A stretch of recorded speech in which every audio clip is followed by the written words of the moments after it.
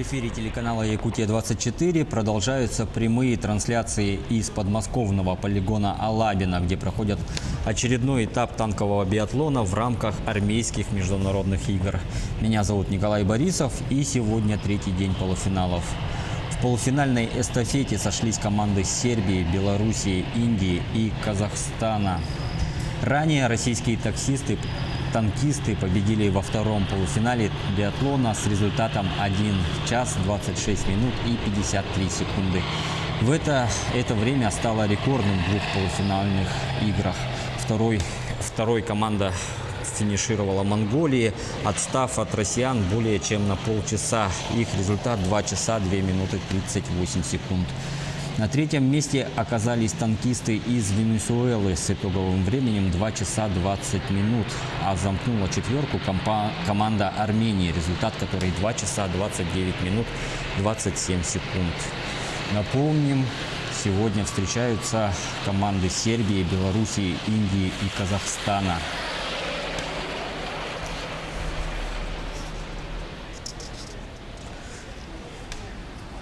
Состязания включают в себя несколько этапов, которые проходят сейчас в Алабино. Экипажи соревнуются на танках Т-72. Расскажем немного истории. 5 лет назад, в 2013 году, в России был впервые проведен конкурс «Танковый биатлон». Новый вид спорта зародился по инициативе министра обороны России Сергея Шойгу. Тогда на старт вышли всего 4 команды из России, Армении, Казахстана и Белоруссии. Впоследствии смотр лучших танковых экипажей превратился в настоящий аналог Олимпийских игр для военных – армейские международные игры. И сейчас мы видим, как танки проходят полосу препятствий. Это одно из условий прохождения биатлона. На самом деле танковый биатлон не сильно отличается от олимпийского вида спорта. Здесь танкисты также проходят полосу препятствий, стреляют по мишеням, и при этом учитываются общие очки, заработанные командами.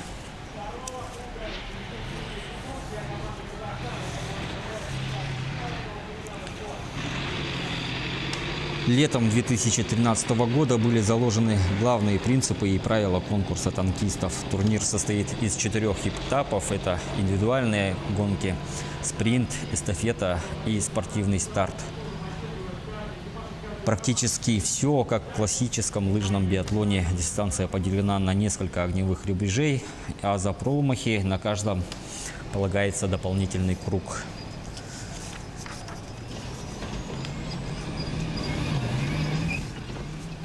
Россияне уверенно лидируют, заняв весь пьедестал по итогам индивидуальной гонки.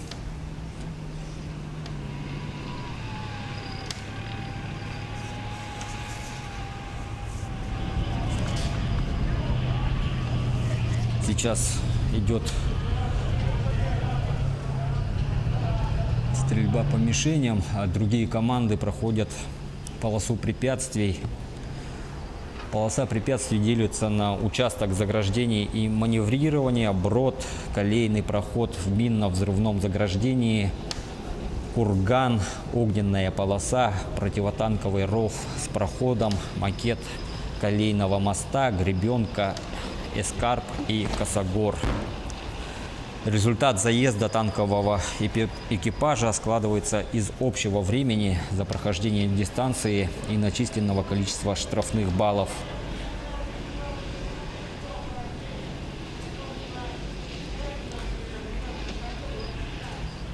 Ранее 12 команд конкурса, которые набрали наибольшее количество баллов по итогам индивидуальной гонки, вышли в полуфинал этапа эстафета.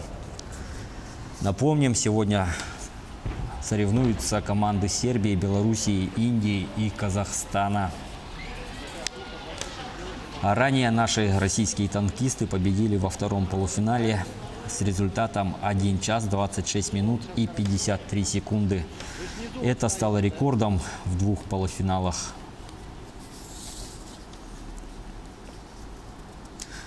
Кроме точной стрельбы и скорости на дистанции, танкистов поджидает множество спецучастков.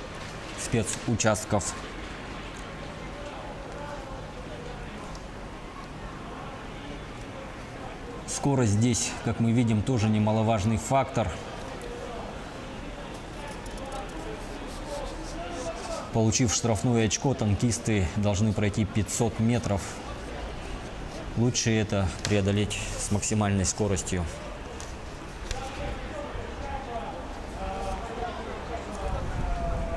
Со временем первого биатлона, прошедшего в 2013 году, география танковых игр расширяется.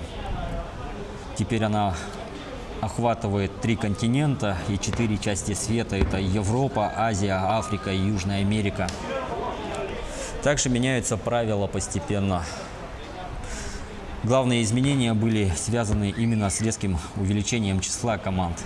Уже в 2014 году пришлось проводить отборочные соревнования, по итогам которых в финал попадали 4 лучшие сборные.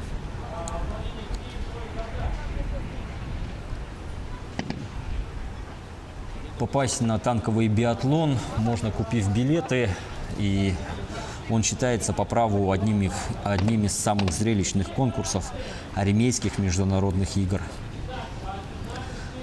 Он очень динамичен, как мы можем посмотреть на наших экранах, и понятен.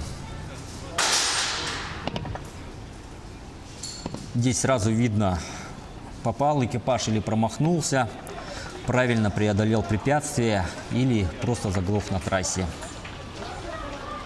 Ну и, конечно, всем, наверное, мужчинам, мальчишкам интересно посмотреть на танки. Эмоции у самих танкистов, по их собственным признаниям, всегда бьют через край.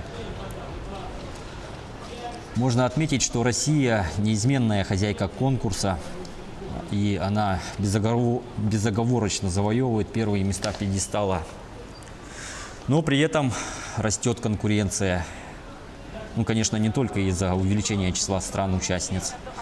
С каждым годом повышается уровень подготовки танкистов. Каждая команда учится на своих и на чужих ошибках. Например, на предыдущих играх сборная Китая показала отличные результаты в общем зачете.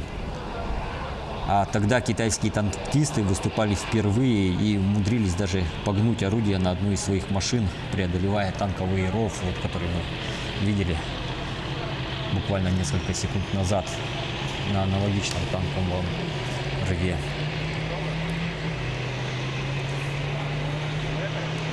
Можно заметить, что большинство команд выступают на российских танках Т-72. Их специально поставляет наша армия. Свою технику используют только китайские и индийские экипажи. Кстати, сегодня участвует индийская команда, напомним, так же как команда Сербии, Белоруссии и Казахстана.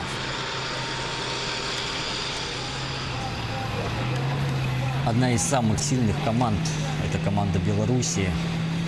Она фактически так же, как и российская, занимает множество мест на играх.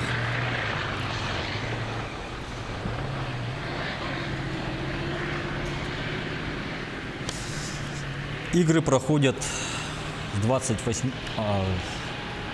Игры продлятся до 11 августа. В субботу состоятся финальные заезды, а также награждение финалистов.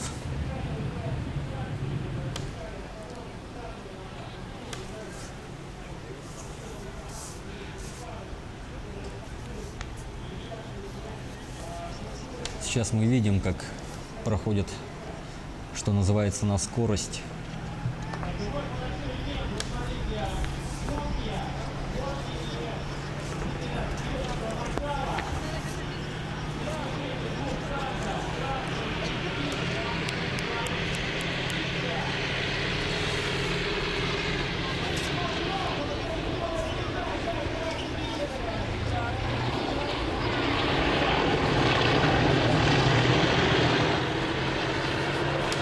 Награждение победителя и призеров танкового биатлона осуществляется в командном зачете кубком и медалями за первое место в конкурсе, медалями за второе и третье места в номинациях, ценными подарками и медалями за первые, вторые и третьи места.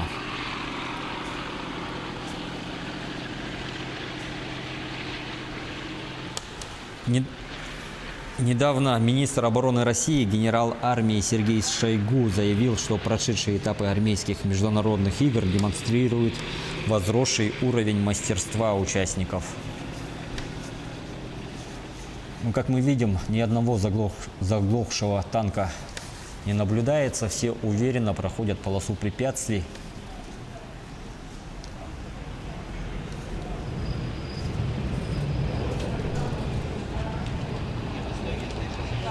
Коллеги, можете сильно не топтать? У меня шатается все. Команда-победитель сегодняшних участников будет выявляться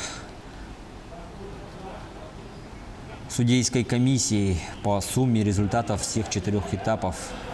Выиграет та команда, которая наберет наибольшее количество баллов за занятые места.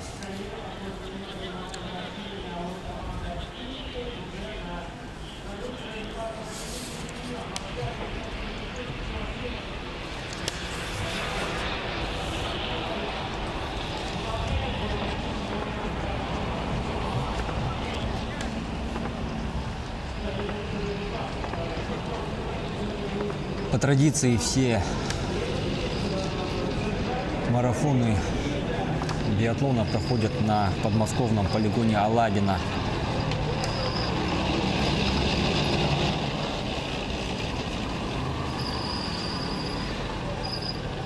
Сейчас будет выстрел. А нет, это у нас преодоление препятствий идет.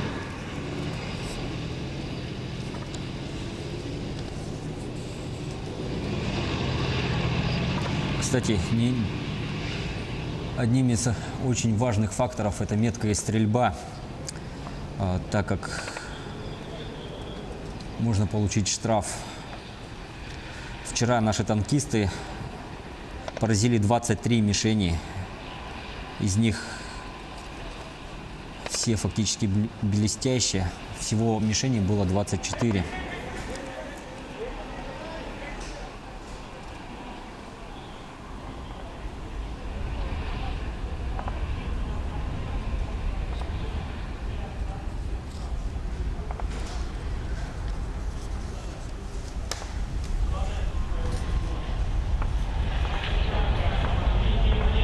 Танки раскрашены в различные цвета. Это делается, чтобы можно было различить команды.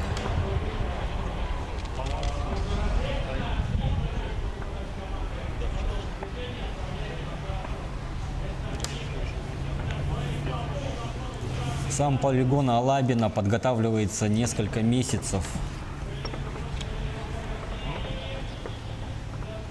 В отличие от лыжников, танки сильно портят покров.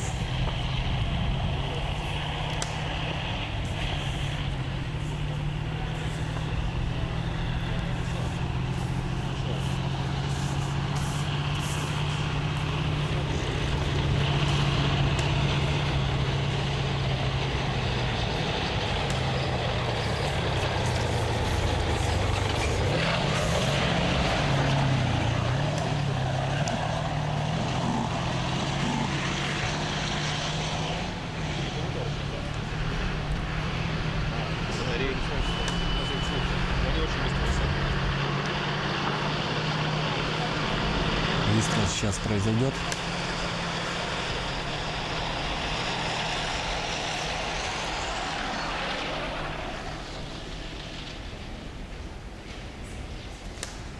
Сейчас нам покажут мишень.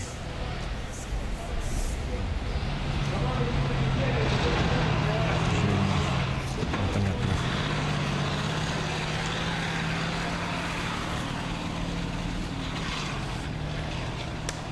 Летом 2013 года были заложены главные принципы и правила конкурса танкистов. Напомним, турнир состоит из 4 этапов: индивидуальной гонки, спринта, эстафеты и спортивного старта.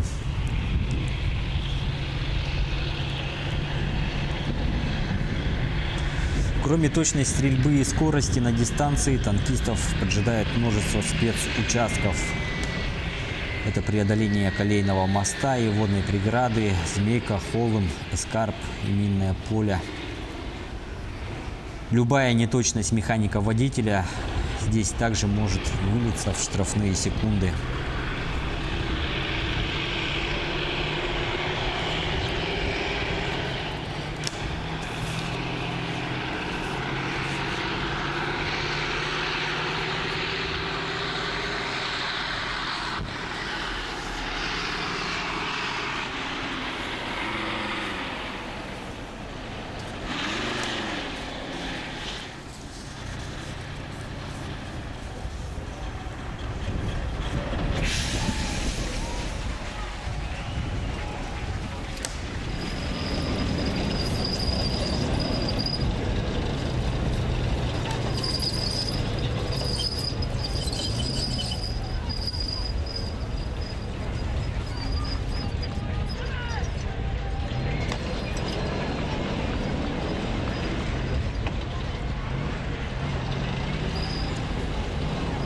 Соревнования проводятся на 23 полигонах 7 государств.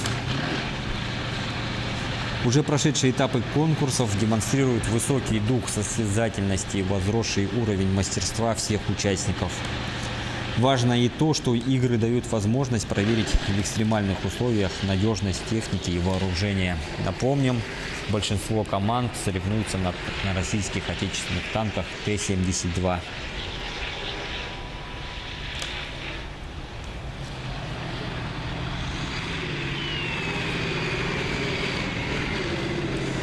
Интересно, что в этом году привлечены свыше 30 групп представителей военно-промышленного комплекса России. Они изучают, как ведут себя боевые машины и оборудование, в том числе в запредельных режимах эксплуатации.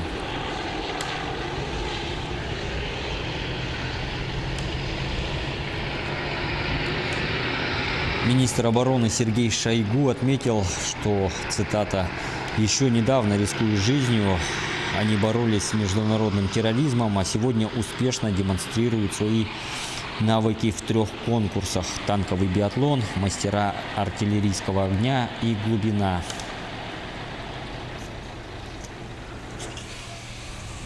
Российские военнослужащие лидируют в общем зачете.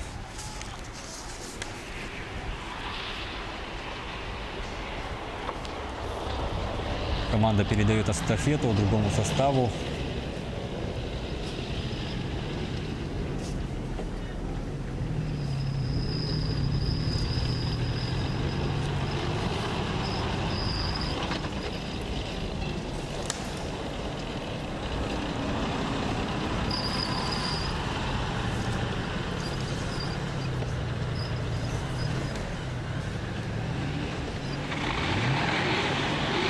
Новый старт и новое преодоление препятствий.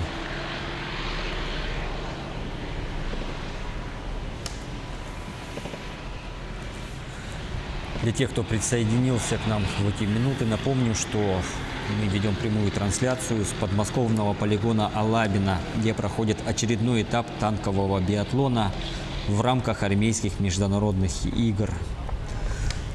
Сейчас в полуфинальной эстафете соревнуются команды Сербии, Белоруссии, Индии и Казахстана.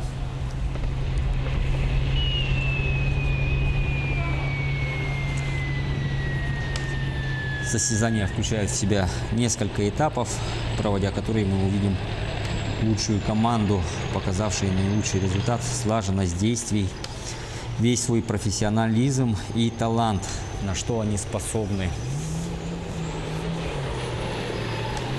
Также проходит обкатку российская и зарубежная техника в экстремальных условиях,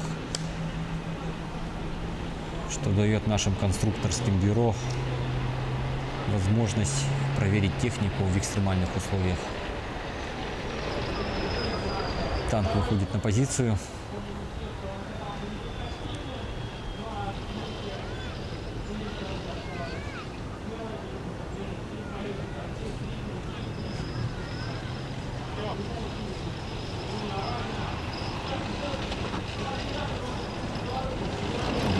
техническая неисправность.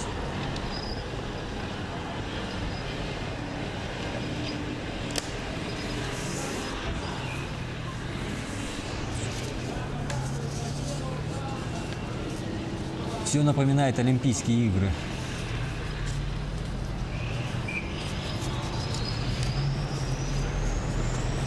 Точность, скорость и слаженность команды играют очень большую роль.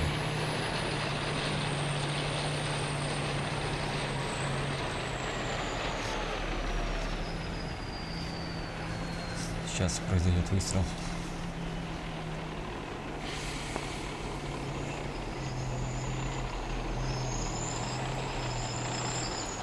А нет, смена команды.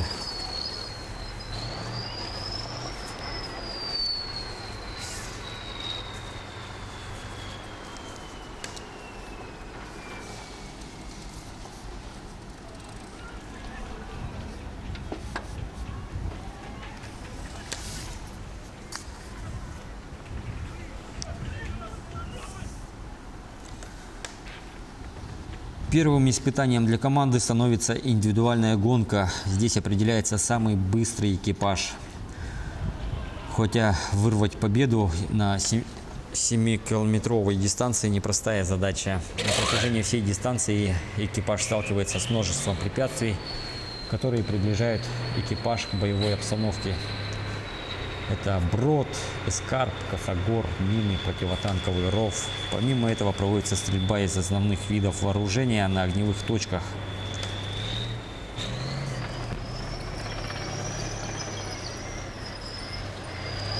Второй этап – это спринт. Танкистам предстоит пройти 2 круга дистанцией по 3 километра каждый. В первом круге необходимо как можно скорее пройти, а при прохождении второго необходимо поразить мишень из основного оружия, которое расположено на разных дистанциях. Произошел выстрел и мимо. За промахи команды получают штрафные очки, и им приходится больше проводить времени, уделять времени на эстафете.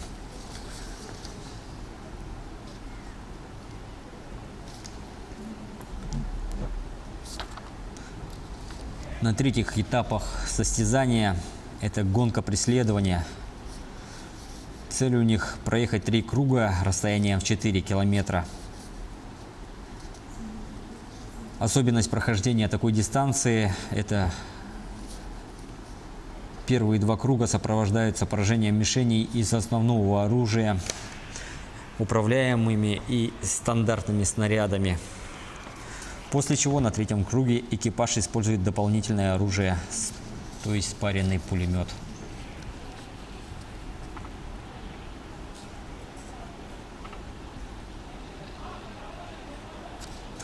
Напомним, впервые танковый биатлон проходил в 2013 году в России.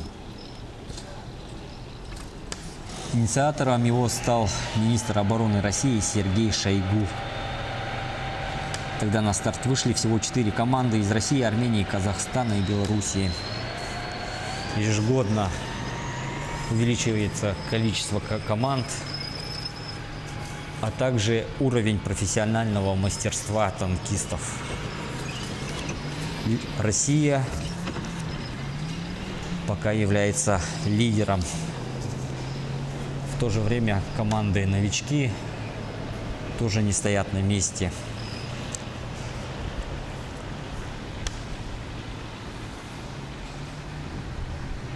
Например, китайская команда на предыдущих играх показала отличные результаты. Хоть они и выступали впервые, они умудрились даже погнуть орудие на одной из своих машин, преодолевая ров, но показали очень хорошие результаты в общем зачете.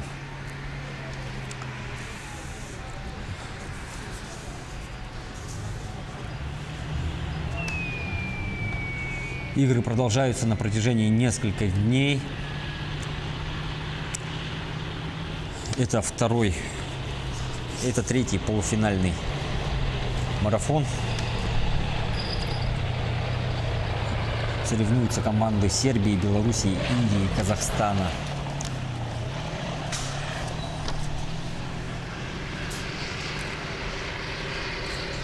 Финал можно будет посмотреть в субботу, 11 августа.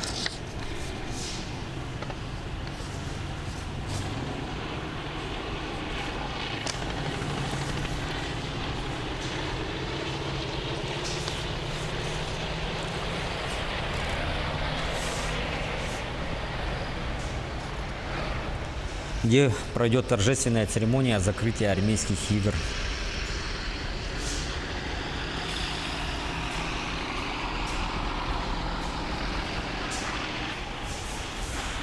Также помимо танкового биатлона проходят различные конкурсы. Например, в рамках международных армейских игр в Новосибирской области прошли конкурсы военных разведчиков. Там также отличились российские военнослужащие, которые стали победителями конкурса «Отличники войсковой разведки». Они проходили на полигоне Кольцево в Новосибирской области. И в тех играх принимали также участие разведчики из Судана, Китая, Узбекистана, Зимбабве, Казахстана, Армении и Беларуси. А мы наблюдаем танковый биатлон, одно из самых зрелищных действий в рамках международных армейских игр. Сегодня третий день. Вчера выступала российская команда. Они стали победителями с результатом 1 час 26 минут и 53 секунды. Это рекорд в двух полуфиналах.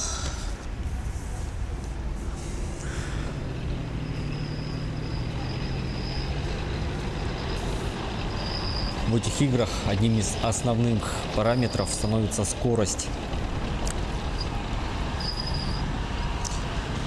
Наши танкисты соревновались, выжимая максимум из двигателя моторного Т-72, так же, как и сегодняшние участники соревнований. Вообще, участники соревнований отмечают, что накал страстей очень велик.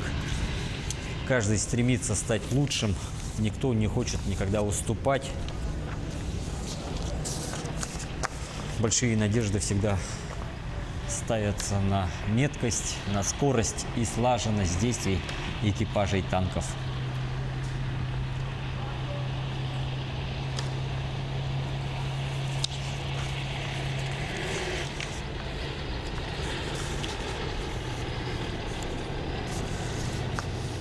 Напомним, мы продолжаем следить за армейскими международными играми и танковым биатлоном, который проходит на полигоне Алабино. Это идет прямая трансляция. И соревнуются команды Сербии, Белоруссии, Индии и Казахстана.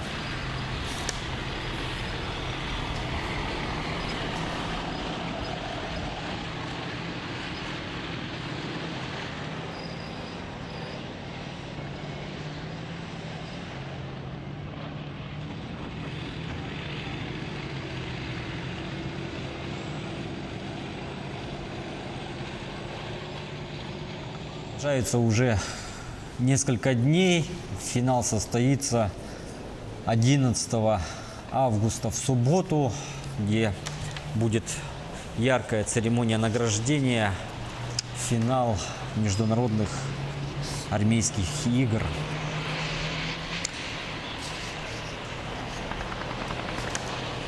Мы прерываем нашу трансляцию. С вами был Николай Борисов. Соревнования между Сербией, Белоруссией и Индией, Казахстаном. Результаты станут известны позднее. И мы будем следить за этим зрелищным видом спорта. До новых встреч в эфире, в прямых трансляциях.